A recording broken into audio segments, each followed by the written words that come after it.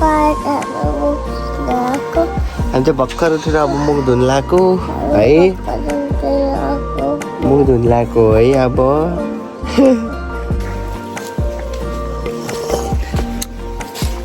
पछाडि हिमाल चाहिँ देखिँदो रहेछ देखिन त हेर हाम्रो गाउँको हिमाल झारलाङ भन्ने त्यही हो यो त उता हेर्दा त अन्नपूर्ण जस्तै छ के अरे कुन त्यो हिमाल यो हिमाल उतामा देखिने नि त्यही होला नि त्यही त हो अन्नपूर्णै भन्छ यो साइलाको बुढीको घर के त हो नि बारी ऊ त्यो माथि माथि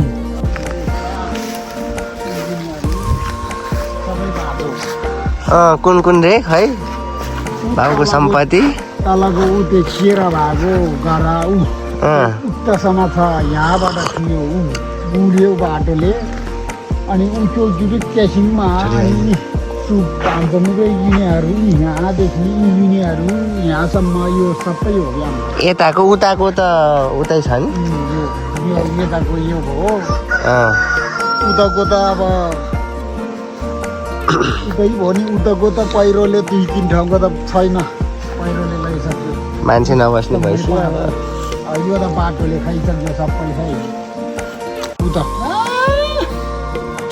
जङ्गल छ उता काहीँ त माथि उता के अब्दिली क्युङ भन्ने त कन्द्रङ भन्ने त यो त्यही हिमालभन्दा मुनि गणेश हिमालको मुनि अनि त्यो अस्ति अहिले माछा मार्न गएको हिजो बेलुका चाहिँ कहाँ हो त त्यही खोलातिर उता त्यस्तो टाढामा त्यो चाहिँ हिमाल है हाम्रो गाउँबाट देखिने हिमाल हो त्यहाँबाट त्यहाँ पुग्न चाहिँ 3 दिन लाग्छ अरे यो चाहिँ पारीको गाउँहरू भयो यस्तो छ टाढामै छ उताबाट देखिने सिनहरू चाहिँ यो भयो अब यस्तै हो अब मामाको घर यो अब यस्तै हो गाउँघरतिर हुने हाम्रो पुर्खौली जग्गा चाहिँ उता तलपट्टि पर्छ तलपट्टि अब गइन्न होला अब यतापट्टि पनि पर्छ यो साइडतिर अब त्यहाँ चाहिँ अलिअलि हेरियो अघि बाबाले देखाउनु भएको छ अब हामी गाउँमा त बसिनु त्यही पनि यो चाहिँ घाम डुब्दै हुँदैछ बिहान हामी त अब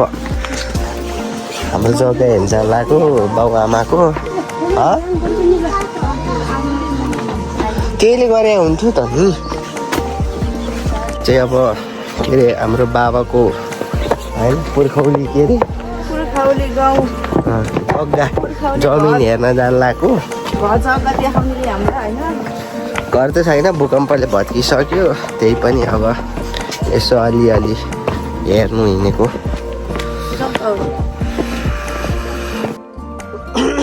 अब चाहिँ हामी चाहिँ यो जग्गा हेर्न आएको बाजै छ हाम्रो सबै खेतीपाती केही गरेको छैन अनि त्यही भएर त्यही पनि यसो हेरिदिउँ भनेर आएको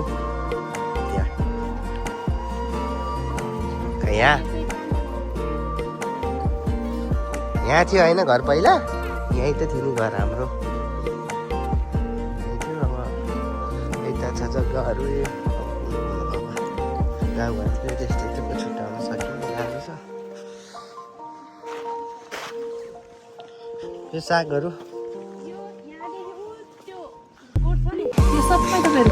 ए त्यो यो पुरै योदेखि यो पुरै यत्तिकै छ यहाँ मामाहरूले अलिअलि खेती गरे होला होइन यता पछाडि नि हो यो यता कता के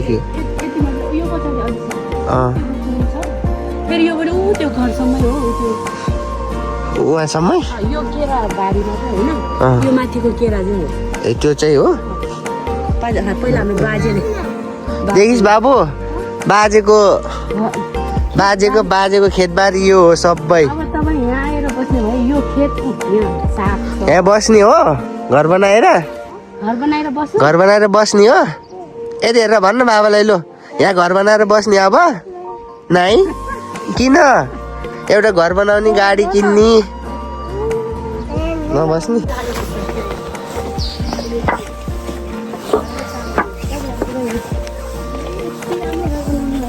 यहाँ होइन पहिला त ढुङ्गा मात्र थियो बाबाले आफै बनाएको होला नि यो पछाडि चाहिँ हाम्रो घर थियो पहिला अब अहिले चाहिँ छैन भूकम्पले भत्कियो नि त्यही भएर अब यसो गाउँको टुर हान्दैछ अब हामी गाउँपालिका निस्किनु पर्ने हुन्छ हाम्रो जुन कामले आएको त्यो काम चाहिँ पुरा गर्नु पर्यो नि त पहिला त्यही भएर अब निस्किने हो पछाडिको हिमाल देखेछ उ काम आएर सबजना एकचोटि फोटो खिच्नु हिमाल त देखेको रहेछ यहाँबाट भएन कति 3 दिन होइन लाग्ने 3 दिन लाग्छ हिँडेर सबै रुम भ्याली त्यो पछाडिको यो डाँडा काटेर कति ठुल्ठुलो गाउँ छ हो लाप्पा खादिङ भने लाप्पा उ त्यो गणेश हिमालको मुनि यो डाँडा छ नि यसको पछाडि ठुलो लाप्पा भन्ने ठाउँ अनि उ त हाम्रो यहाँ मात्र होला यस्तो होइन हाम्रो नाली दुर्गमै छ ए गाउँ त ठुलो होला नि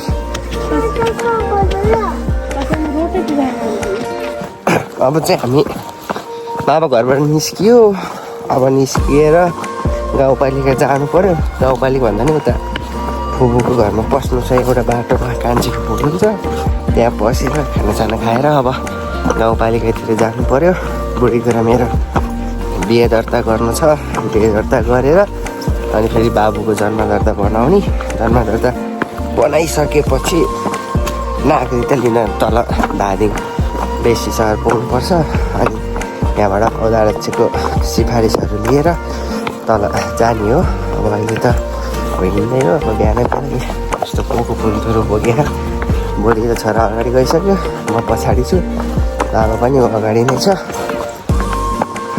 यस्तो छ कहिलेकाहीँ आउँदा त रमाइलो हुन्छ साथीभाइ त छैन गाउँमा त्यही पनि यता वरिपरिको दृश्यहरू देखेर चाहिँ भ्यूहरू देखेर चाहिँ रमाइलो हुँदो रहेछ कि म चाहिँ एकदम मजा लाग्छ गाउँतिर तर के गर्नु सधैँ बस्न सकिँदैन यसरी अब बजारमा बसिराख्ने बानी गाउँघरमा बस्न सक्ने भएको भए त ठिक हुन्थ्यो सकिँदैन हिँड्न नि नसकिने के गरी पुग्ने उहाँसम्म थकै लागिसक्यो मलाई त ओह्रालो हो हिजो उकालो भएको राति अब हिजो चाहिँ बिचमै अब गाउँघरतिर हिँड्नुको मजा यही हो है हाम्रो टोली बगालहरू बाउ त्यहाँ बुढी त्यहाँ म चाहिँ पछाडि यसो रमाइलोको लागि 2-4वटा भल खिच्दै गरेको चिसो त चिसै छ भन्न ज्याकेट चाहिँ यति मजाको छ र आनन्द गर्नुलाई राम्रो कोदो रोप्या रहेछ कि हेर्नु न चट्ट है हाम्रो गाउँतिर चाहिँ यस्तो कोदोहरू हुन्छ कोदो चाहिँ हुन्छ धानहरू पनि हुन्छ हुनलाई यहाँ चाहिँ यो साइडमा कोदो छ धान चाहिँ तलतिर छ क्या यस्तो छ बाटो यस्तो पारीको भ्यूहरू चाहिँ राम्रो छ हिमाल चाहिँ राम्रो देखेको रहेछ यहाँदेखि पनि त्यहाँ जाने रहेछन् मान्छेहरू घुम्न तर यहाँदेखि चाहिँ 3 दिन लाग्ने रहेछ जानको लागि अब आफूसँग त टाइम धेरै छैन त्यही भएर जाने कुरो नि भएन अब छोटो समयले गर्दा पुरा यो हाम्रो बगानहरू चाहिँ अगाडि छोरालाई चाहिँ भान्जाले बोक्नु भएको छ अगाडि हो साथीहरू हाम्रो गाउँतिरको कोसेली यसरी हालेर दिन्छन् यो कोसेली बोक्नुको चिन्नुहुन्छ यता फर्किल के बोकेको तैँले भाइ रिस्सा र बुम पऱ्यो यहाँ बोक्नु पऱ्यो भनेर म चाहिँ यो झोला बोकिराखेको छु नि त अनि त्यही भएर ल्याउ म बोक्छु भनेको नि मान्दैन रिस्सा के त्यही भएर ओइ सविता ओइ लेके म बोक्छु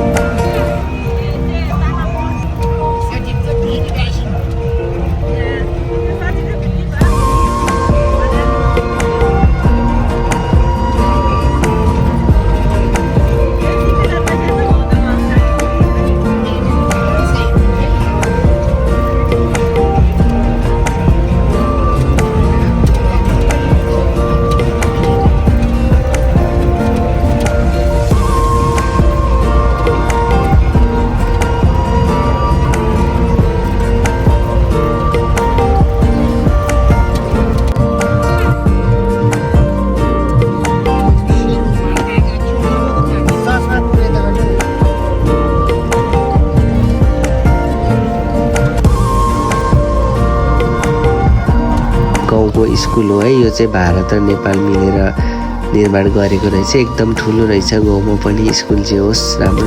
माथि गए त्यति राम्रो भ्यूहरू देखिने कि यो चाहिँ कस्तो राम्रो देखेको छ नि त। अनि तलको भ्यू त्यही भएर यही हाम्रो खनिया बस गाउँपालिकाबाट देखिने भ्यू यस्तो छ है साथीहरू। यस्तो दामी देखिएको छ यो है। एकदम माथि हाइटमा पर्दो रहेछ कि हाम्रो गाउँ। अनि त्यही भएर यता यो भयो। यताबाट हिमाल पनि देखिने रहेछ। देखिन तर अलिक टाढै देखिन्छ नि त मोबाइलमा। अनि त्यही भएर यो चाहिँ एकदम राम्रो देखिँदो रहेछ।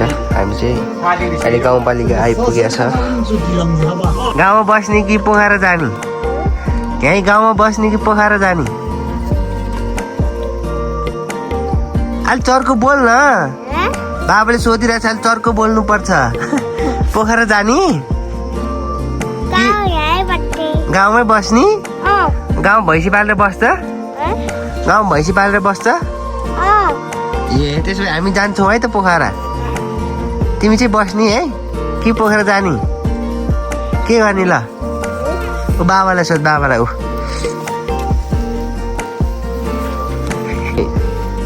वडा कार्यालय हो यो। वडा कार्यालय यो अब सचिवहरू अध्यक्षहरू आएकै छैन। अनि त्यही भएर एकछिन कुर्नु पर्ने भयो। गाउँतिर यस्तै हो कि बजारतिर भएको भए टाइम टु टाइम 10 बजी सबै आउँछु। अब गाउँतिर यस्तै हो। एकछिन कुर्नु पर्ने भयो। अब यही हो। अब पछाडि हिमालहरू देखियो त देखियो त। त्यसपछि सचिव आयो। सचिव आएपछि हामीले चाहिँ डकुमेन्टहरू दिएर बेदर्ताको लागि प्रोसेस गऱ्यौँ। अनि हाम्रो बेदर्ता भयो। त्यसपछि चाहिँ हामीले हेऱ्यौँ। अनि त्यसपछि हामी फर्कियौँ। त्यति बेला फर्किने बेलामा लगभग कति 4:30 भएको थियो होइन। तर घाम चाहिँ यस्तो दामी लागेको थियो कि त्यति बेला फर्किँदा। अनि अहिले फेरि दिन छोटो छ नि त। अनि 4, 5, 5:30, 6 नबज्दै अँध्यारो भइजान्छ नि त। अनि भोलि नागरिकता बनाउनु पर्ने भएर हामी चाहिँ धादिङ गएर बस्ने प्लान बनायो। राति आइयो। तर त्यो भिडियोहरू चाहिँ मैले खिच्न पाइनँ है साथीहरू। त्यसको लागि सरी। किन भन्दा मलाई एकदम टाउको दुखेको थियो नि त। त्यही भएर मैले खिच्न पाइनँ। अनि बिहान उठेर खानासाना खाएर जिल्लामा गएर अनि मैले बुढीले चाहिँ मेरो थरबाट निकालिदिएको नागरिकता हो यो चाहिँ है साथीहरू। यो चाहिँ पार्ट 2 पार्ट 3 बाँकी नै छ है साथीहरू।